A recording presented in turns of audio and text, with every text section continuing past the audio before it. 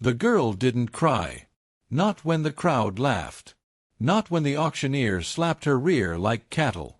She just stared at the dirt, until one man tossed a silver coin and $5. Then, for the first time, her eyes moved toward him. The auction yard smelled like sweat and hot dust. Men shouted over each other, spitting tobacco and slapping their thighs. A cow had just sold for $12. A young boy with crooked teeth stood on a wooden crate, crying quietly as a man dragged him away. Then came her. She walked slow. Not because she was scared, but because her legs were heavy. Thick calves. Broad shoulders. Her dress was torn near the hem. A rope hung around her wrist, leading to the post. The men started laughing. "Too much meat on this one. Bet she eats more than my whole herd." The auctioneer didn't smile. He tapped the crate. "Comanche girl. Big one. Healthy. Strong. Could carry water or chop wood. $5 to start." No hands went up. She didn't look at them. Just stared straight ahead. Her face was round but calm. Brown eyes, dry. Her long braid touched the middle of her back, the end fraying like a horse's tail. $4, the auctioneer shouted. Still no one. "She's cursed," someone whispered. "Why?" "She don't cry." One man stepped forward. A thin white rancher with a red face. "I'll give you $1 just to stop showing her." The auctioneer growled. $3. Still silence. Then boots crunched on gravel. He stepped forward. The Comanche man. Tall. Quiet. Black shirt. No badge. No hat. A scar across his left jaw, like a claw mark. He didn't look at her. Not at first. He held out his hand. A $5 bill. And a silver coin. Gasps rippled through the crowd. "Why him?" someone hissed. "He's one of them."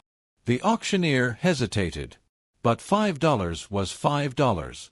He took the money. Cut the rope. The girl stumbled. Not from fear. Just surprise. The man turned. She didn't move. He looked at her, just once. Then pointed to his horse. She walked toward it slowly. The men laughed again. "She's gonna break that horse's back." But he said nothing. Didn't even glance back. She climbed up. Sat straight. The saddle creaked, but didn't break. He walked ahead. She followed. They left the yard without a word. Miles passed. Dust rose behind them like smoke from a tired fire. The girl looked at his back. Broad shoulders. A knife strapped to his belt. She wondered if he bought her to work or to bury. As the sun dropped low, they reached a creek. Shallow. Clean. He stopped. She dismounted.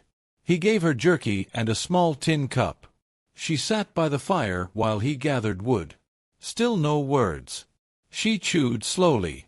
The meat was dry but warm. He lit the fire with 2 stones. Sparks. Smoke. Silence. Then he unrolled a blanket and lay on the dirt. She sat up. "Why?" she asked. He opened one eye. "Why me?" she added. He turned his head. Faced the stars. Didn't answer. She looked down at her hands. Big palms. Old scars. She was used to being bought. But never for $5. Never with a silver coin. She stared into the flames. The voices from the auction came back, echoing. "Too fat. Too much." One man had said, "I wouldn't take her if she was free." She had believed him. Until now. He slept with one hand near his knife. She didn't sleep. Instead, she stared at the moon. It was thin like a broken fingernail. In her old village, that shape meant change was coming. She hugged her knees and listened to the crickets. Somewhere in the distance, a coyote howled once and then stopped. The fire cracked. She pulled the blanket tighter around her body. In the morning, he was gone. Just for a while. She sat up fast, heart racing. But then she saw him near the edge of the creek, washing his hands. He came back with water and 2 apples. Handed her one. Still no words. But it was something. They rode again. At noon, they passed a dead cow. Flies everywhere. She looked away. He didn't. At sundown, they stopped again. She tried to light the fire this time. Failed once. Twice. He watched. Then handed her the stones. She tried again. Spark. Fire. Small flame. She looked at him. He nodded once. That was the first time she smiled. Not big. Just a flicker. But real. He looked away. The next day, they reached a small cabin. It was plain. 1 door. A small window. A goat tied near the porch. He got off his horse. Took the rope. Tied it to the post. She waited. He walked to the door. Opened it. Then tossed her a key. "Yours," he said. His voice was deep. Rough. She blinked. "What?" He pointed to the cabin. "Yours." Then he walked away. Sat on a rock. Lit a pipe. She stood there, holding the key. The wind picked up, brushing her braid across her face. She stared at the door. At the porch. At the goat. She didn't move. Not yet. But something in her chest, the part that had gone cold long ago, started to ache. Not from pain. From hope. She took a step forward. Then another. Her fingers trembled as she placed the key into the lock. It clicked. The door opened. The air smelled like wood and old smoke. She didn't speak. She just stood in the doorway. And behind her, the Comanche man sat still as stone, watching the wind shift. That night, she slept on the cabin floor. And for the first time in years, she didn't dream of being sold. She dreamed of dirt, and goats, and wind, and a man who said nothing, but gave her a key. The floor creaked when she moved. The cabin was quiet. Light came in through a crack in the wall. The goat outside bleated once, then went quiet. She sat on a blanket, still in her old dress, wrinkled, torn. The rope mark on her wrist still burned. She rubbed it slowly, like she could erase it. A spider crawled near the corner. She didn't mind it.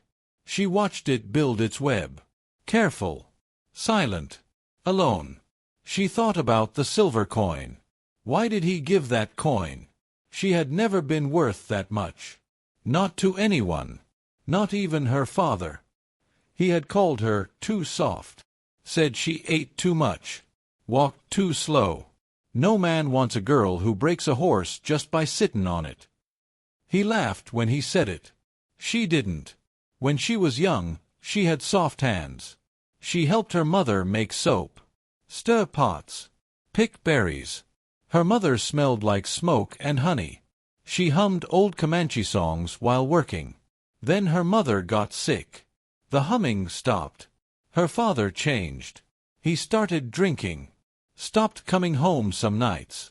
When he came, he shouted. Her hands got harder. One day, he brought home a bottle and slammed it down. Said, "We're broke." Then he looked at her.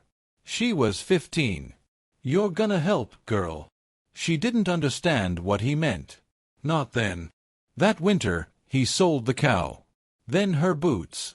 Then her blanket. Then her. It wasn't all at once. At first, he just made her walk to town alone to talk to men. Then, when she turned 16, he told her she wasn't worth feeding if she didn't bring something home. She started to lie. Said she found coins. Said she was helping clean shops. But one night, he followed her. The man she met gave her 3 coins. Her father waited outside the barn. Took the money. Smiled. "See, you are good for something." That night, she bit her hand to keep from crying. She still has the scar. Later, someone told her she looked like her mother. Big arms. Round face. Gentle eyes. She hated hearing that. Because her mother was kind. She wasn't. Her mother never had to lie. Never had to kneel in a barn just to survive. After her mother died, no one sang in the house again. Only shouting. Only silence. When she turned 18, she tried to run. Made it as far as the river. Her father found her. Beat her. Tied her up and left her in the shed for 2 days. When he let her out, he smiled like nothing happened. Said, "Auctions next week. You're gonna be a real prize." She didn't speak after that. She stopped looking in mirrors. Stopped brushing her hair. Didn't matter. She still had strong legs. Wide hips. Could lift a sack of grain by herself. That's what the men looked at. Not her face. Not her eyes. Just her size. $5, she had thought. That's what she was worth. She remembered the sound of the coin landing in the man's hand. Clear. Cold. And now she was here. In a cabin. With a key. With a goat. She didn't understand it. The Comanche man hadn't touched her. Hadn't asked her name. He gave her bread that morning. Soft, with beans. Left it near the door. She picked it up slowly. Ate half. Saved the rest. Old habits die hard. She looked at her hands again. The lines in her palms. Dirt under one nail. There was a scar just below her thumb. From a knife slip. She was trying to carve her name into a tree when she was 12. She never finished it. Now she couldn't remember what tree it was. She stood up. Walked outside. The sun was warm on her skin. She went to the goat. It looked up, then returned to chewing. She smiled. A small, secret thing. Then she heard boots. He was back. Carrying firewood. He didn't speak. Just nodded at her. She nodded back. It felt strange. Like something heavy but quiet passed between them. Not a smile. Not warmth. Something else. Respect. She didn't know. He set the wood down and started chopping. She watched. He moved like he wasn't in a hurry. Each swing clean. Sharp. Powerful. She thought about her name again. Her mother called her Nokomi once. It meant the one who walks slow but arrives. Her father never used it. Just fat girl. Lazy cow. She whispered the name now. Nokomi. It felt old in her mouth. But real. The Comanche man looked up. Just for a second. Then went back to chopping. She didn't think he heard. But maybe he did. She went back inside. Sat near the fire pit. The stones were still warm from last night. She closed her eyes. And for the first time, she remembered her mother's voice. Humming. Low. Soft. Sad. A song about rain and seeds. About women who bend but don't break. She hummed too. Quietly. The cabin held the sound like a secret. Outside, the wind picked up. It moved through the trees like it was listening. She didn't cry. She hadn't cried in years. But her throat felt tight. Not from fear. From something else. Something she couldn't name yet. Something like becoming real again. She stood and opened the window. The breeze brushed her face. And for the first time in forever, she didn't feel heavy. She felt strong. The sky was soft with clouds when she woke. Pale blue. Quiet. A bird sang near the window. The goat was already moving, pulling against its rope. She rose from the floor and stretched her arms. Her back ached, but it was a good ache. A real one. He was outside, fixing the fence. She stood at the door and watched him. He didn't speak. Just nodded once. She walked out slowly. The sun touched her face. Warm. Not hot yet. He handed her a rope. "Hold this," he said. His voice was deep. Come. Only the second time he'd spoken to her. She held it. The post creaked as he pulled tight. Then he tied a knot. She didn't ask where he learned to fix fences. Didn't ask how long he had lived here. She just watched. He turned to her. Ride with me. She blinked. He pointed to the horse. Her hands tightened around the rope. She hadn't ridden since she was a child, since before her father took the reins. She nodded. He brought out another horse. Smaller. Brown. She climbed up slow. The saddle was stiff, but strong. He didn't look at her. Just rode ahead. She followed. They passed the creek. The one from the first night. Past a row of bare trees. One bent sideways, struck by lightning long ago. She remembered it. He stopped there. Got off his horse. Knelt near the roots. She stayed mounted. Watched. He dug something from the dirt. A bundle. Wrapped in leather. He opened it. Inside was a long knife and a folded piece of cloth. He didn't speak. Just looked at it a moment. Then wrapped it again. Tied it to his belt. They rode on. She wanted to ask, but didn't. Instead, she thought about the way he moved. Like someone who had lost things. Too many things. Not fast. Not careless. Just quiet.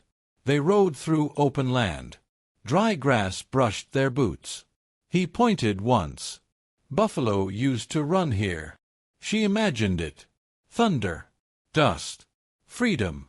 She'd never seen a buffalo. Only pictures. Now she rode where they once lived. Her heart thudded. Not from fear. From knowing she was somewhere real. Somewhere untouched. They stopped at a tree with red bark. He opened a sack and took out food. Cornmeal cakes. Dried meat. She took one and ate slowly. He didn't watch her. He looked out at the hills. Used to be families here, he said. She nodded. My mother sang songs about the hills, she said softly. He looked at her now. Sing. She shook her head. I forgot them. He didn't push. They ate in silence. Then he stood and walked toward a pile of stones nearby. She followed. He knelt and brushed away the dirt. 3 small wooden markers stood in the ground. Names faded. He laid the bundle down. Said a word in Comanche. Then stood. She understood. Not the word, but the weight of it. He had buried someone here. Someone who mattered. She said nothing. But when he turned to go, she stayed a moment longer. Touched one of the markers. Then followed. They rode until the sun dropped low. A storm brewed in the distance. Wind pushed against them. They found a hollow near a cliff. He built a fire. She fed the horses. She felt useful. Not like a guest. Like someone needed. They sat near the flames. He passed her a blanket. She wrapped it around her shoulders. He tossed more wood on the fire. The sparks danced like stars. She turned to him. Why did you buy me? He looked at the fire. Didn't answer right away. Then he said, You didn't bow your head. She frowned. At the auction, he said. You looked straight ahead. Even when they laughed. She remembered. She had stared at nothing. She thought it was numbness. Maybe it was strength. He added, Others looked down. You didn't. She didn't know what to say. So she said nothing. The fire cracked. The wind picked up. She moved closer to the flames. Then pulled something from her dress. A thin piece of cloth. Faded red. My mother's, she said. He glanced at it. Then looked at her. You keep it. I keep everything. She smiled. A sad smile. He nodded once. I do too. They didn't talk after that. The storm came. Soft at first. Then heavy. Rain hit the ground in big drops. She started to move toward the cabin tarp. He held it open for her. She crawled in. He followed. They sat back to back, their shoulders touching. The sound of rain wrapped around them like a lullaby. She felt the warmth of his body. Not too close. Just enough. She whispered, Thank you. He didn't answer. But he didn't move away. She didn't know what they were yet. Not friends. Not strangers. Something in between. The rain slowed near dawn. She didn't sleep much. But she didn't dream of ropes. Or bonds. Or men with cruel eyes. She dreamed of red bark trees. Of buffalo running. Of hands fixing fences. In the morning, the fire was dead. But something else was lit. Inside her chest. A small thing. Still flickering. Not love. But maybe it's beginning. The day started quiet. The sky was clear. Birds flew low. The wind was soft, almost kind. She fed the goat. He sharpened his knife. She boiled beans in a black pot over the fire. The smell was warm. Familiar. Then the sound came. Hoofbeats. 3 of them. Fast. She froze. He looked up from the blade. Didn't speak. Didn't blink. Just stood. The horses came into view, dust behind them like smoke. 3 men. One wore a long coat. Another had a scar across his cheek. The third chewed something, spitting as he rode. They stopped at the edge of the yard. She stepped back. The man with the scar pointed. That her? The man in the long coat nodded.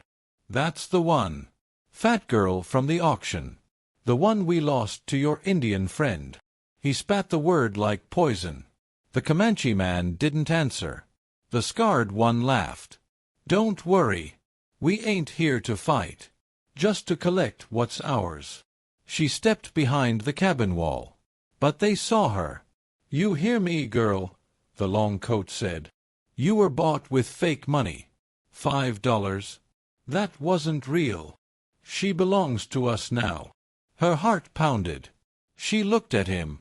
He stood between them and the cabin. Still quiet. Still unmoving. The one chewing drew a pistol. Step aside, Comanche. Ain't no need for this to go bad. The Comanche man raised one hand. Then slowly reached down. For the rope. It was tied to the saddle horn. He pulled it.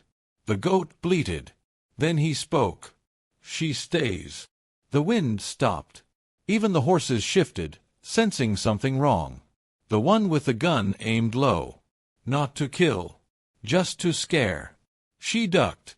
The Comanche man didn't. He moved fast. The knife flashed once. Then it was in his hand. Then it was flying. Straight into the gunman's shoulder. The pistol dropped. Screams. The other 2 dismounted fast. She ran into the cabin. Grabbed the old rifle hanging above the door. Her fingers shook. She aimed through the window. One of the men grabbed the Comanche by the arm. She fired. The glass shattered. The man fell. Blood on his leg. The third one ran to his horse. Not worth it, he shouted. Let's go. He pulled the wounded one up and rode. The Comanche stood over the man on the ground. Still breathing. Groaning. The knife still in his shoulder. She stepped outside. The gun still in her hand. He looked at her. Then looked at the man. You ride, he said. The man crawled to his horse. Spat blood. You'll pay for this. You don't get to keep her. She's not yours, the Comanche said. The man rode off, slow and bleeding. She stood in the doorway. The rifle lowered. Her breath still hard. She looked at the Comanche. You okay? He nodded. Then sat on the porch. Didn't speak. Didn't move. Just stared at the road. She joined him. Her hands shook. But her chest felt stronger than ever. They knew me, she said. He didn't look at her. They were at the barn. One of them tried to. She stopped. Looked down.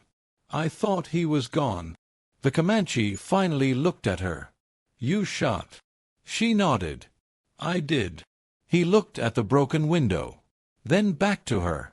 You aim good. She smiled. Just a little. Then looked at her hands. They were red from gripping the rifle too hard. She rubbed them on her dress. Blood stained the cloth. But she didn't care. "They'll come back," she said. He nodded.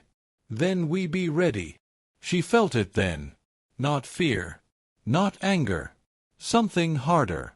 Something solid. The cabin wasn't just a place now. It was hers. And she would fight for it. She walked back inside. Sat by the fire. Took a deep breath. The air still smelled like beans and gunpowder. He followed a minute later. Sat across from her. She handed him a cloth for his hand. He had a scratch. Small. But bleeding. He wrapped it slow. Then placed his knife on the table. The same knife he used to protect her. He didn't need words. She understood. The knife wasn't just a weapon. It was a promise. That night, she couldn't sleep. The goat kept making small noises. Wind tapped the shutter. The broken window let in the cold. She wrapped herself in 2 blankets. Watched the moon through the crack. Then she heard it. Steps. Slow. Barefoot. She sat up fast. But it was him. He stood near the fire, looking at the coals. "I knew one of them," he said softly. She blinked. "He used to ride with my uncle. Before they turned on us. Took land. Took homes. He poked the fire once. They killed my brother." She sat still. "I'm sorry," she whispered. He shook his head. "No need." He looked at her. "You stood today." "So did you." He gave a small smile. First one she ever saw. It didn't last long. But it was real. She looked into the fire. Then whispered, "They called me fat. Like that's all I was." "You're not." She looked at him. He didn't blink. Didn't flinch. "You're strong. You stayed." Her throat tightened. No one had ever said that before. She looked away. "You stayed too," she said. He nodded. The fire popped. Outside, an owl called once. She lay down. He sat by the door, knife in hand, guarding. She closed her eyes, slept deep, and dreamed of fences, of buffalo, of wind, of a fire that would not go out. The sun came up slow. She boiled water in the tin pot. He saddled the horses. Neither of them spoke much that morning. The fire had burned low, but she didn't add more wood. It felt like something heavy sat between them. Not anger, not silence. Something waiting. They rode out toward the canyon trail. He said they needed more salt. She said okay. They didn't ride side by side. He stayed ahead, quiet like always. She watched his back. Watched the knife swinging at his hip. Watched the way he didn't look back. They stopped near a small trading post. He went inside. She waited outside. By the door, an old man sat whittling a stick. He looked up at her. "You the one the Comanche brought back?" he asked. She didn't answer. He kept carving. He always did have a soft spot for stray dogs. Her hands tightened. He smiled without teeth. "I saw you once," he said. "A long time ago. With that other girl. The one who ran away." She frowned. "I don't."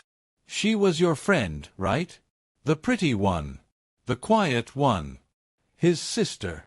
Her chest tightened. She stepped back. The old man kept carving. "Funny thing. She died not far from here. Everyone thought it was white men. Maybe it wasn't."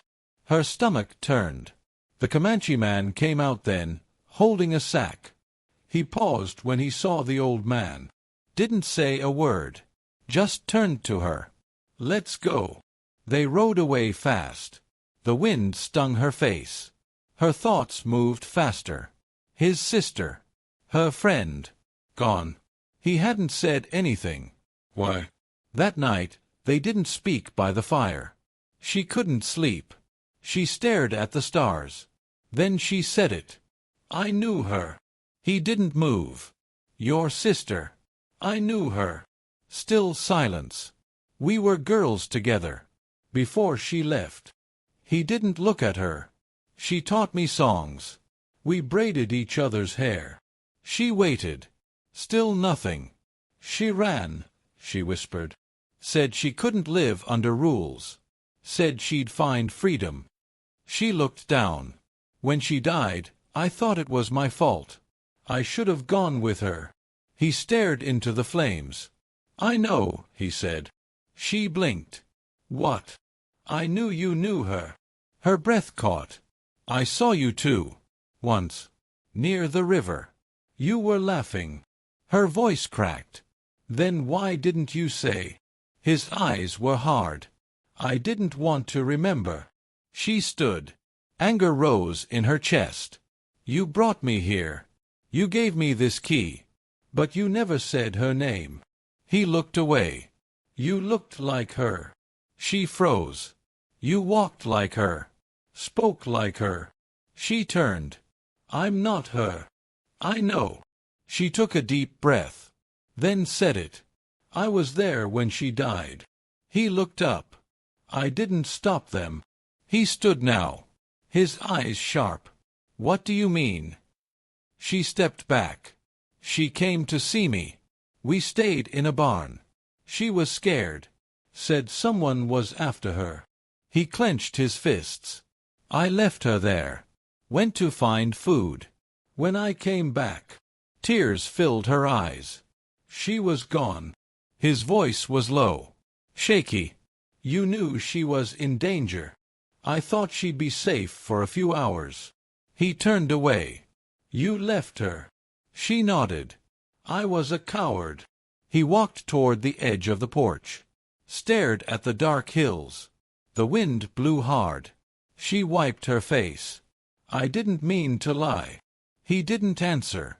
I didn't think I deserved to speak her name. He turned. Then why now? Because you deserve the truth. The fire popped. He sat down on the step. She stayed standing. Then slowly sat beside him. He didn't look at her. But he didn't move away. They sat like that for a long time. Two shadows in the night. Two graves in memory. Then he spoke. She was my light. She nodded. She was mine too. He looked at his hands. She never feared storms. Said thunder was just the sky clearing its throat. She smiled through her tears. She used to say the wind was her friend.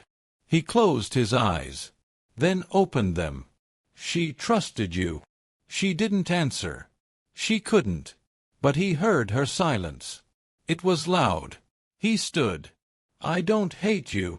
She looked up. But I don't forgive you yet. She nodded. Okay. I need time. Okay. He walked back inside. She stayed outside, staring at the fire. The stars blinked above. She felt the weight of her truth settle on her chest. Not guilt anymore. Not shame. Just truth. And maybe that was heavier than both. But more honest. She lay down beside the fire. Didn't sleep. Didn't dream. But in her hand, she held the red cloth. And for the first time, she whispered her friend's name into the wind. The cabin stood quiet in the morning. No fire yet. No wind. Just the still breath of the land holding everything in place. She swept the floor with slow strokes. He packed the saddlebag. Neither of them said much. Not after the truth. But the silence wasn't sharp anymore. Just heavy. Like a storm that already passed but left behind wet earth and broken branches. Then the rider came. One man. A pale horse. Black coat. Gold star. The sheriff. He stopped in front of the cabin and took off his hat. She stepped out onto the porch. The Comanche man stood beside her. Name's Griggs, the sheriff said.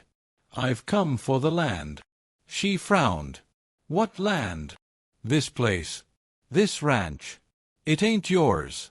Belonged to a man who vanished last spring. Turns out he never sold it legal. The Comanche man didn't move. Didn't blink. Griggs nodded toward the barn. You've been living here. Raising goats. claiming the title. I never claimed it, the Comanche said. Don't matter, the sheriff said. Town council says it's theirs now. Either you clear out or stand trial. She stepped forward. This is my land. Griggs looked at her, raised an eyebrow. You got a paper. She held out the key. This was given. Fair and square. The sheriff sighed. No judge's name on a key, miss. Don't need one, she said. I bled for this place. I buried my shame here. I earned every plank in that cabin. The Comanche man turned to her, surprised. She stared straight at the sheriff. You want me gone? You'll have to drag me. The sheriff looked at the Comanche. You gonna make this worse? He didn't speak, but he stepped down from the porch, tied his knife to his belt. The sheriff took a breath. You got 1 day. Town votes tomorrow. If you're still here, I'm coming back with more than a star. He turned his horse, rode off slow. Dust rose behind him like a snake. She turned to the Comanche. We can leave. He shook his head. I'm tired of running. She looked out across the land. Dry grass. Distant hills. The same wind her mother used to sing to. She nodded, then said, We fight. He nodded once. She smiled, then turned, started gathering supplies. They boarded the windows, moved the goat to the canyon, sharpened the axe. She cleaned the old rifle. He checked the horses. Night fell fast. The stars were cold. They sat by the fire again. This time, closer. His shoulder touched hers. She spoke first. Do you think she would have stayed? He knew who she meant. He didn't answer, just stared at the flames, then said, She would have stayed, and laughed while doing it. She smiled. She was brave. So are you. She looked down, touched the red cloth in her pocket. Not always. But now. They didn't sleep, just sat in the dark, waiting, listening. Dawn came, gray and slow. The sun barely peaked. Then they heard it. 6 horses. Hooves like thunder. Dust rising. He stood. She followed. The sheriff rode in first. Behind him, 5 men. One was the one with the scar. Another she didn't know. They stopped near the porch. Griggs raised a hand. This your last chance. She stepped forward. This is our land. The men started dismounting. The Comanche raised his knife. She lifted the rifle. No one spoke. Then the scarred man drew. Too fast. But she was faster. The rifle cracked. His leg snapped backward. He dropped. Screamed. Another man lunged. The Comanche met him halfway. A fist. A knife. Dust. Then quiet. Only 2 men remained standing. The others groaned. The sheriff drew slow, but his hands shook. She pointed the rifle at him. This place is ours. He stared at her, then looked at the Comanche. I don't care what paper you got. I don't care what story you tell. This place was left to rot. Then we gave it life again, she said. He looked around. The porch. The fence. The fire still burning. Then he dropped his gun, turned, rode away. The other men crawled after him. By noon, the land was silent again. Only the wind spoke. She sat on the porch, shaking. He brought her water. She drank slow, then looked up. We won. He nodded, but didn't smile. Victory felt like a bruise. She stood, walked to the field, watched the goat return from the canyon, watched the clouds drift. She breathed deep, then went to the cabin, started sweeping again. That night, they didn't speak much, but he left something on the table. The silver coin. She picked it up, held it in her palm, felt its weight. She looked at him. He didn't say anything, but she knew. The coin meant more now. Not a price. A promise. Later, she found the knife. Not in his belt, but placed gently under the window, wrapped in her red cloth. He was gone the next morning. Just a note scratched on the back of a tin plate. The land is yours now. I was just passing through. But you made it feel like home. She cried, but didn't break. She fed the goat, chopped wood, hung herbs to dry. The sun rose like always. The cabin stood firm. And inside it, a woman once sold for $5, held her head high, and hummed a song the wind remembered.